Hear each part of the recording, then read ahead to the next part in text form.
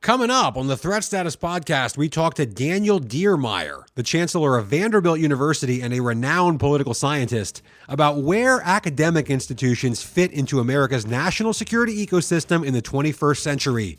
And then we break down the latest on the U.S. Iran war, and correspondent John Seward takes us inside the Army's preparations for combat in the frigid Arctic. Don't forget to go to WashingtonTimes.com and sign up for the daily Threat Status newsletter.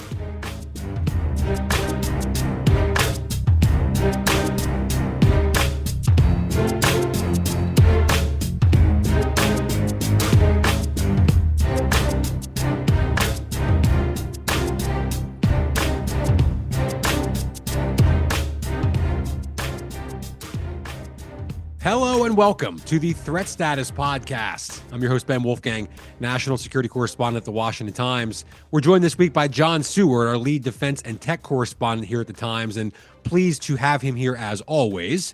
Coming up later, we're going to have Daniel Diermeier, the chancellor of Vanderbilt University, on the show to talk about the unique roles of academia and the broader U.S. defense ecosystem, and specifically the roles colleges and universities have played and continue to play in research on things like AI and hypersonic technology, drones, other cutting edge areas. So, speaking of tech, John, I think most listeners are probably aware you spent some time in the Arctic recently, and we'll talk in a minute about how the Army and other services are preparing for potential combat in sub-zero temperatures. But first things first, what else is on your radar right now?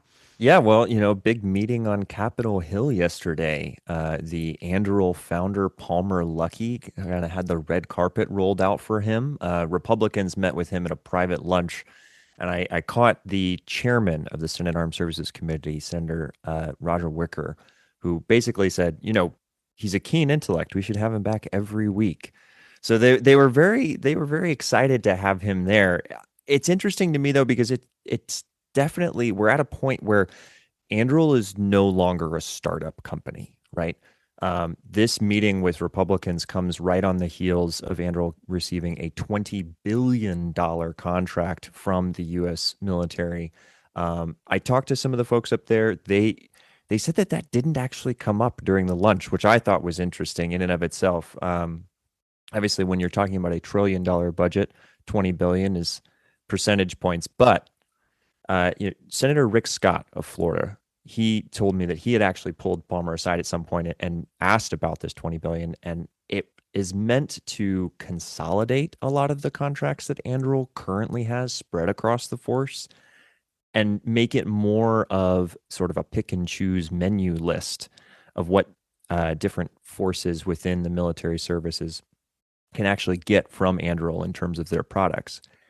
To me, though, the key point here is they're really sort of starting to outstrip this upstart mentality that they came into the marketplace with. They've spent $900 million on a facility in Ohio called Arsenal One. It's a factory for some of their products.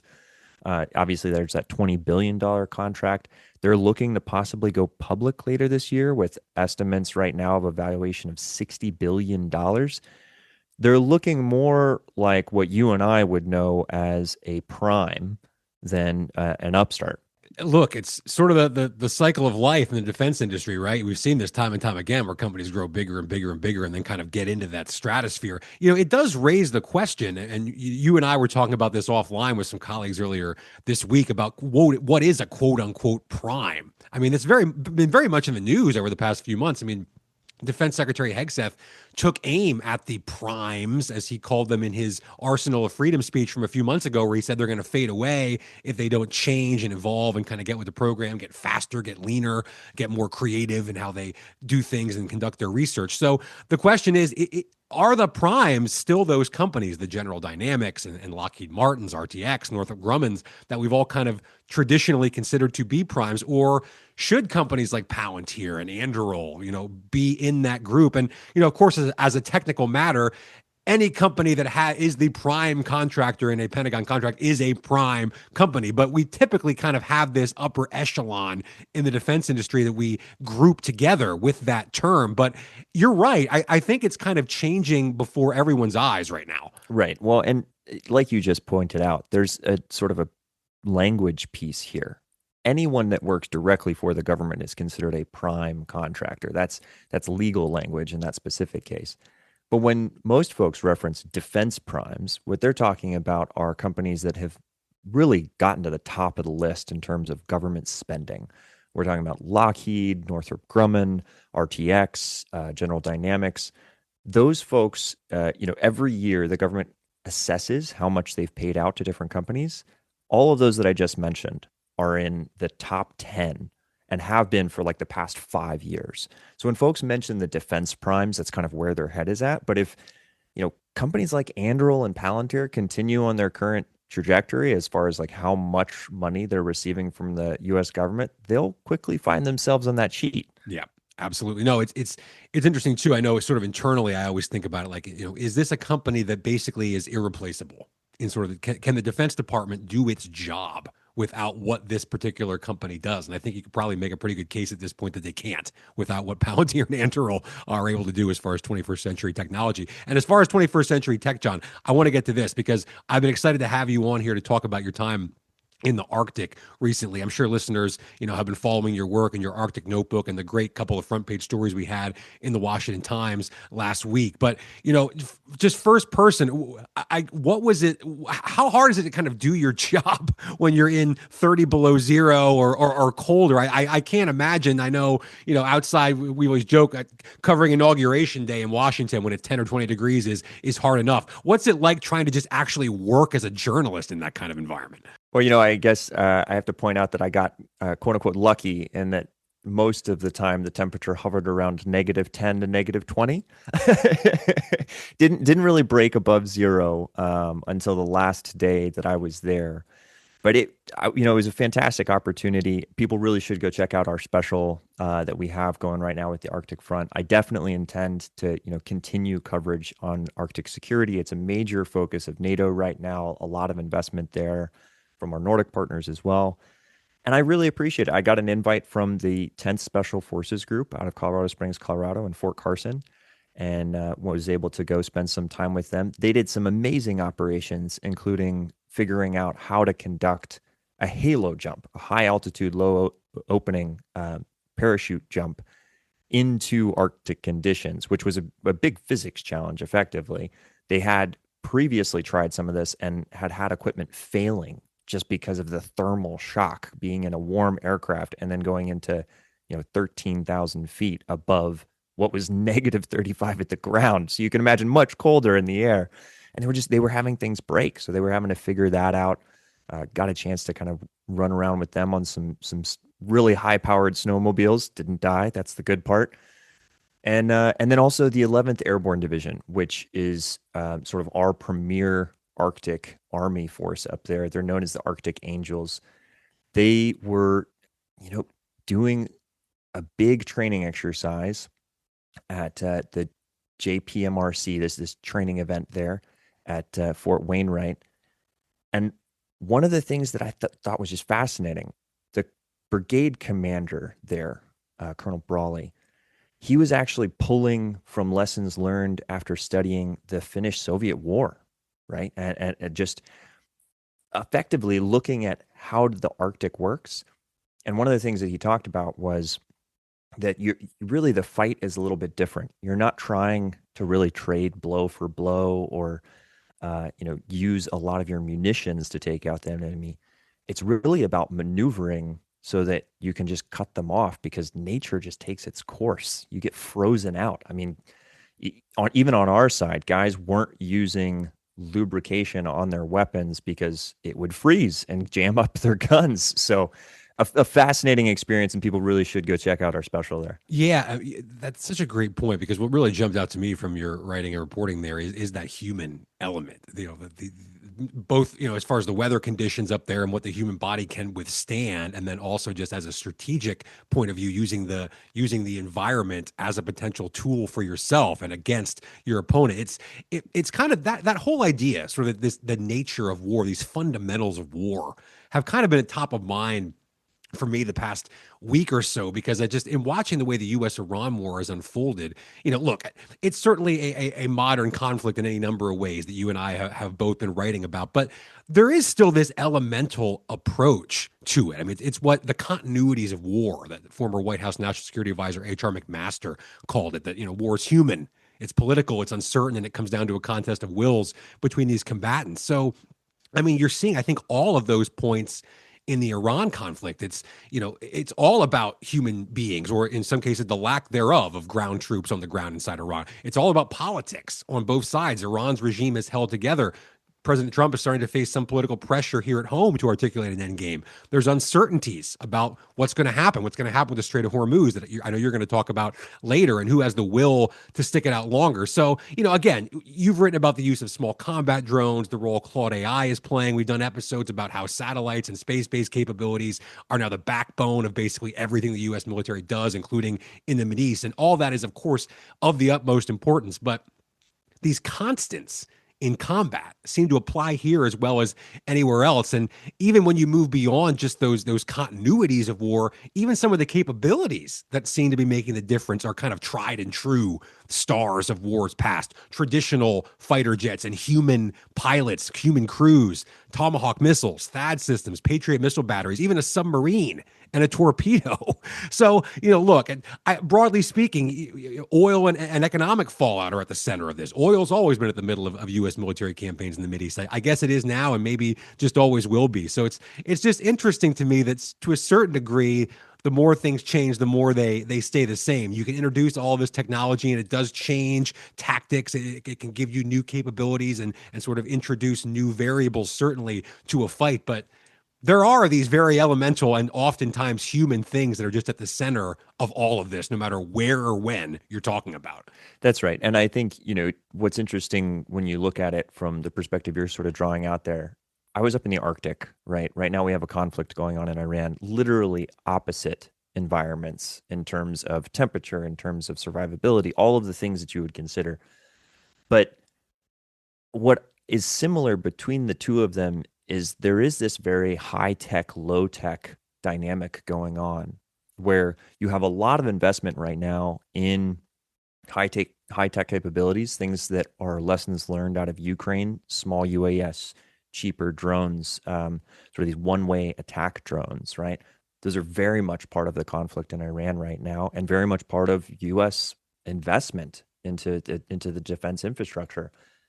But you also see that a lot of some of the ways that we employ those, and then where they start to break down, are very low tech and very sort of, just as you pointed out, rote aspects of warfare that you have to train, you have to know. In the Arctic, it was this idea that those drones, they don't last very long because of the sheer physics of it. Well, then you start to lean into those physics and say, well, I can use those to my advantage in a warfare sense, like we're talking about. In Iran, we're starting to see, lots of disparate cells actually using different technologies at a very low level to try to disrupt that targeting. I mean, things like just disguising buildings and painting silhouettes to attract more munitions to, rather than trying to go with some high-tech way of, challenging the status quo there.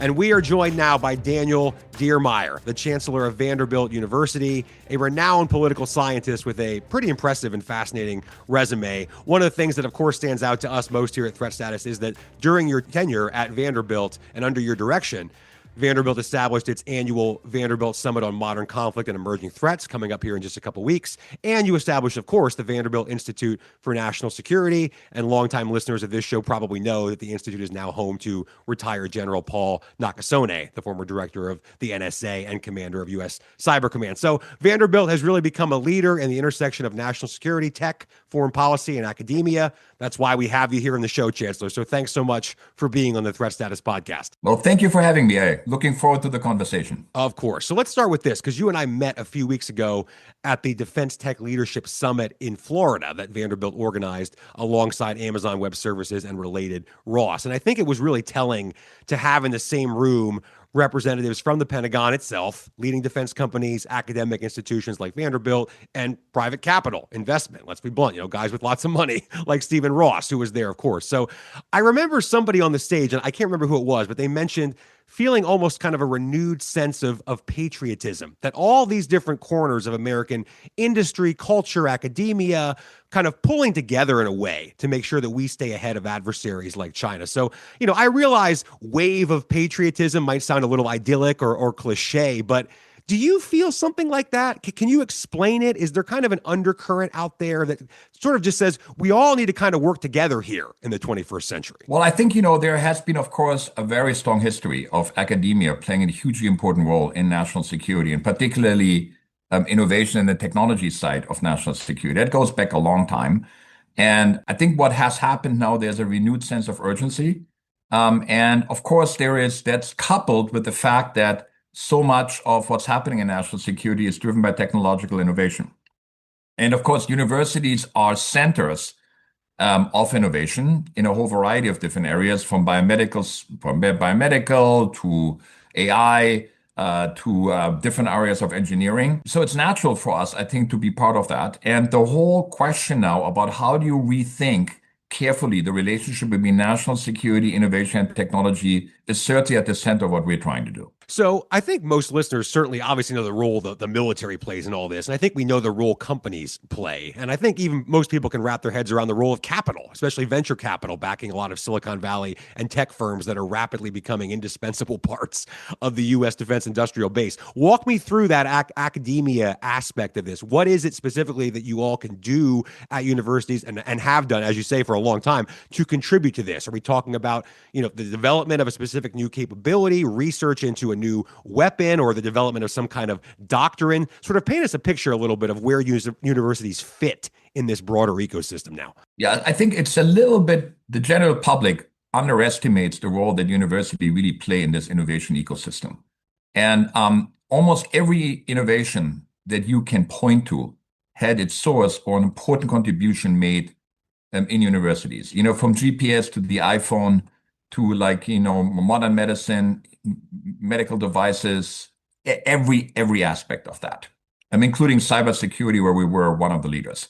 So the reason why this works so well is because of our model of how we do innovation and research in this country. We have, competitive world-class research universities that compete fiercely for federal support, also philanthropic support. And so what that allows us to do is to take chances and to do work that in the private sector really wouldn't work very well, because in the private sector you have to worry more about quarters next quarter and what's the implication on earnings and all of that. Private, we don't have that. And so we can take the really hard problems and now investigate them, even though there may be a failure, because the failure doesn't immediately have a negative impact on the bottom line. That's what universities do. And the return to the American public from this model of innovation is really substantial. So for every dollar we get invested in federal research fund, we generate at least $5 in social benefit. That's sometimes not appreciated. I think what we're seeing now is that we can play a similar role in the national security space. We can take on chances. We can work on projects that are going to be difficult to be developed purely in the private sector. And then one important part of that is that, of course, universities have the technological capabilities in engineering and science departments in the STEM fields, but we also have the policy experience. So we have at Vanderbilt, we were a phenomenal national security group. So an important part is to have this conversation between these two parts really happening at an institution like a university. So you mentioned General Nakasone, but one of the things he always talks about, he wants to have technologists that understand policy and policymakers that understand technology. That's very difficult to do. in a commercial setting. And of course, in the government, you have these silos and different departments. It's much more difficult to do that. But universities are made for that. And that's, I think, where a lot of the opportunities lie right now. Well, I'm glad you mentioned that because I was going to ask more specifically kind of about the role that somebody like a General Nakasone can play, because I think, to tie this into pop culture, we've all seen movies where you might have some expert or some professor who warns about something coming down the road and a bunch of guys in uniforms ignore them until it's too late. I mean, is that kind of why, you want to have somebody like a General Nakasone or retired General Frank McKenzie, the former head of CENTCOM, who's now down at the University of South Florida? In other words, is it important to kind of have these voices right there on your campus, kind of in the middle of this, that current generals and decision makers in the government are going to listen to? I would say it's very important to have that voice of experience and practice as part of this conversation. General Nakasone, I think, is really plays a very special role, because his role, in the federal government, being basically the architect of, the U.S. cyber strategy, and the role that he played at the NSA makes him uniquely positioned to bring these two parts together, the technology side and the national security side, the kind of the policy side, if you will. And I think this is something that we really need to embrace fully, is that we want policymakers or people that work in these areas, including our students, they almost need to be bilingual. They need to have that dimension and that dimension, and that you're not focusing on the technology side on aspects that really don't make sense from the national security strategy point of view, and vice versa, that you're not having policymakers that are fundamentally ignorant, or at least have only limited understanding on the current technology, and also technology that's around the corner. And I think this is a very important thing that we have seen, in history. Whenever we had a big technological innovation, whether it was like, kind of like nuclear weapons, that required a rethinking of national security doctrine in a pretty profound fashion. And that's where universities shine, when we bring together technological breakthroughs and the challenges that come from the policy side. Right.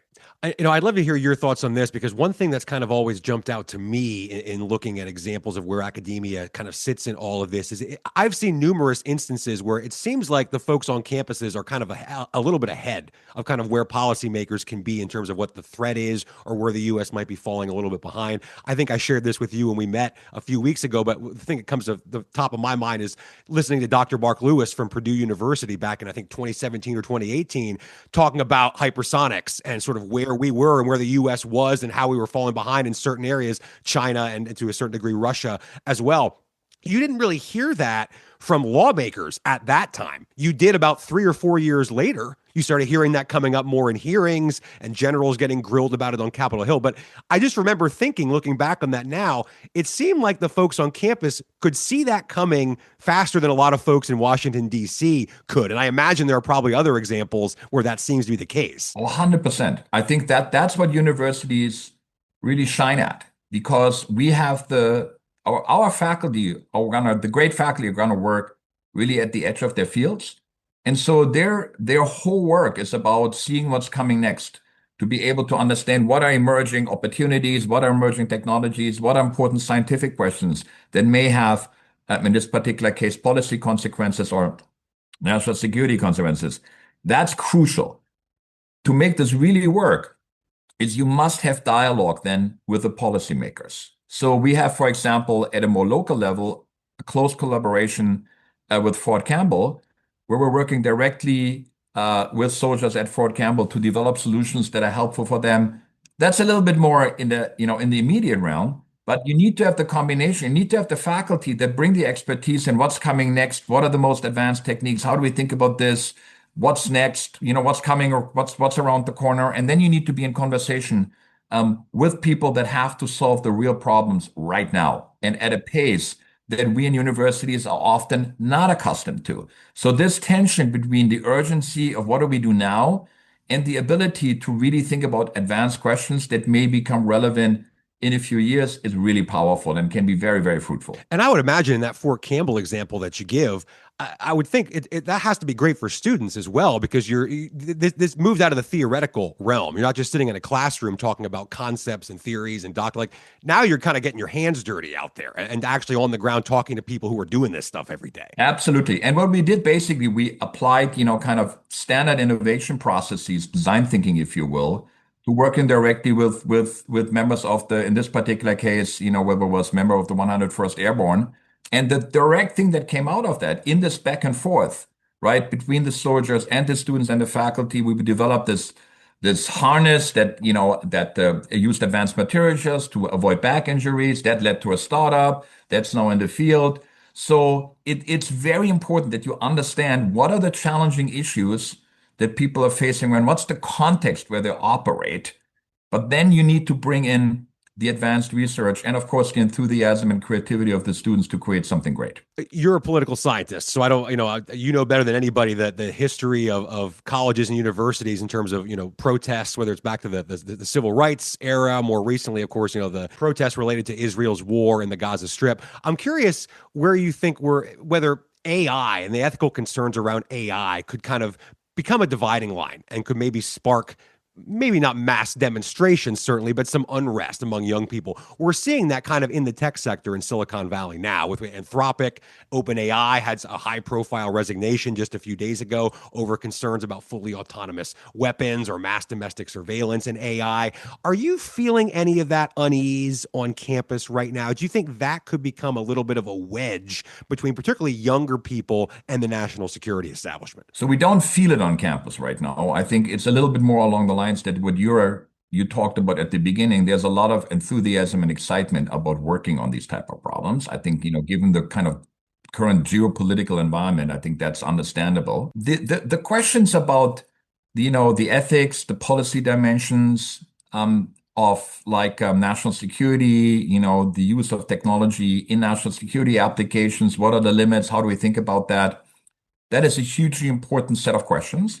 And universities can play an important role in that because they may bring together policymakers with technologists, with people that think hard about ethical questions or legal questions, because we have all of that at a very high level on campus. And that's where these type of conversations can naturally happen. Yeah. And of course, with just by its nature, a relatively young student body, people of that age who kind of grow up with this technology, I would imagine, have a different viewpoint and can bring something unique to the table that even somebody, in their 30s or 40s might not have thought of or have a different perspective on it. So I imagine that's incredibly valuable to the broader conversation. That's also true. I mean, we see this with the whole debate about AI in education. And, we see our students fully embrace that. They love to have these tools at their disposal. The faculty love that. The students are super excited about that. And so for them, that is that's another tool in which they can do great things faster and more effective than they could do it before. Last thing, Chancellor, here before I let you go, I'm curious about your view on students coming into the United States from other countries, countries that are generally considered adversaries of the U.S. I won't beat around the bush. We're mainly talking about China here, of course. What's your view on this? Has it changed at all in the past decade? Is saying we're not going to take anybody from this list of countries, is that too draconian or drastic? Where do you come down? What's the right way to think about that with this national security conversation as the backdrop that we've been having here? Well, I think on the one hand, we need to be very careful that we're not creating national security risks on campus. So questions about vetting, backgrounds, and making sure that we're not inadvertently, creating problems there is super important. I mean, that's a given. On the other hand, and this is also very important, is, this country is a destination for the world's great talent all across the board, particularly, of course, in science and technology. That is an enormous advantage for the United States and for the United States universities. Many of the people that do some of the best work in these areas are foreign-born. They become professors, they become founders, they become technologists. I mean, you just have to list to the people that become VCs or entrepreneurs, in the tech companies. So the fact that we are a destination, universities like ours are a destination for the best global talent of people that are highly motivated and want to work in this environment is a great asset. And then we have to make sure that we take care of the national security challenges as well when we do that. Daniel Diermeier, the Chancellor of Vanderbilt University. Thanks so much for coming on the Threat Status Podcast. Thank you very much. I very much enjoyed it.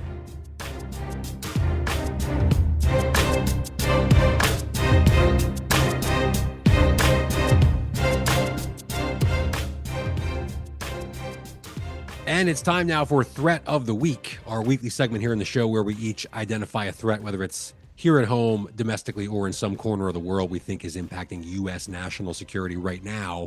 This week, as you all listen to the show, John, what do you have for us as your threat of the week? I feel like this is fairly obvious at this point, but the Strait of Hormuz is very much a huge focal point of this conflict in Iran. There is a secondary effect that I see as our threat of the week for myself right now. That's how this is going to reshape some of the way that our partner forces interact with the U.S. military. We saw President Trump essentially say, countries that have a lot of energy infrastructure run through that strait should be providing security for the strait. And this was just after he had basically turned back the British offer of naval warships coming into the strait to help by saying, quote, that they didn't need to join wars after we've already won. There's sort of this back and forth happening. It's very public. These are things that are developing in front of everyone in the world, literally. And it's very obviously sort of stressing and fracturing some of the relationships within the NATO alliance specifically.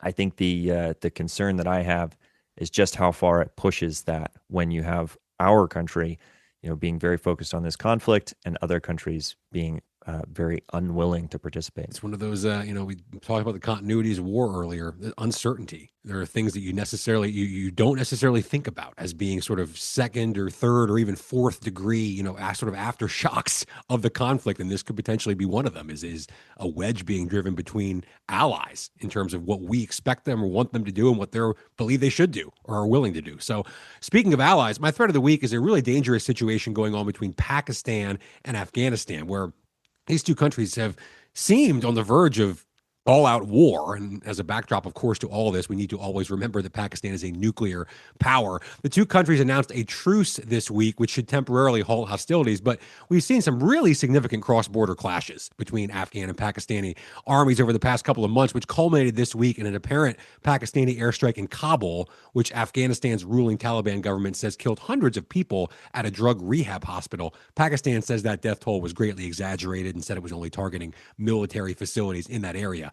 Now, the reason for all this, of course, is Pakistan blames Afghanistan's ruling Taliban regime of providing, at best, safe haven, or at worst, actual assistance to extremists who have carried out attacks inside Pakistan. And again, if you're wondering why all this matters, let me say again, Pakistan is a nuclear power, and so is its other neighbor, India. And listeners, of course, are familiar with the long history of tension between those two countries. So there's inherent danger there. And then you throw into the mix Afghanistan under Taliban rule, which by most accounts is in fact giving safe haven to some extremists. And the country, again, rapidly seems to be becoming a major breeding ground for Islamic terror as it was 30 years ago. So you throw all of that into the mix, nuclear powers, militaries, extremist groups, and a ruling Taliban that, as we all know, has a storied history of allowing terrorist groups to operate in its country. I think it's obvious why this is a threat of the week right now. And with that, thanks, John, for your first-person accounts there from the Arctic. For anybody who hasn't read, please go check all of that out at WashingtonTimes.com. And a huge thanks to Daniel Diermeier from Vanderbilt University for that fascinating conversation. And most of all, a big thanks to all of you, our listeners. Go ahead and hit that subscribe button. We'll be back next week on the Threat Status Podcast.